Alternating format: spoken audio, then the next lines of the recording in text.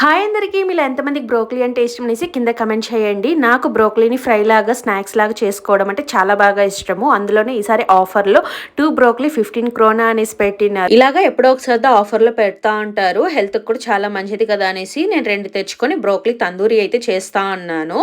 First broccoli చిన్న చిన్నదిగా cut చేసి పక్కకు పెట్టుకునేసి హాట్ వాటర్లో పసుపు ఉప్పు వేసి మరగనిచ్చిన తర్వాత మనం కట్ చేసుకోండి బ్రోకలీ అంతా హాట్ వాటర్లో వేసి ఒక 2 మినిట్స్ ఉంచేసి మళ్ళీ పక్కకు తీసి పెట్టుకోవాలి. తందూరి బ్రోకలీకి కావాల్సిన మసాలాలు పెరుగు పసుపు ఉప్పు కారపొడి ధనియాల పొడి జీలకర్ర పొడి garam masala ginger garlic paste 2 spoons శనగపిండి ఆయిల్ ఇవన్నీ వేసి బాగా మిక్స్ చేసుకుని వేసిన తర్వాత కట్ చేసుకుంటే బ్రోకలీని కూడా వేసి మిక్స్ చేసుకోవాలి.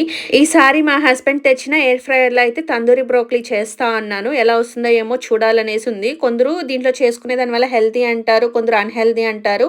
ఎప్పుడో ఒకసారి చేసుకునే దానివల్ల ఏం కాదనేసి అయితే నా ఒపీనియన్. దీంట్లో బాగా క్రిస్పీగా అయితే బ్రోకలీ వచ్చింది. నాకు చాలా బాగా నచ్చింది.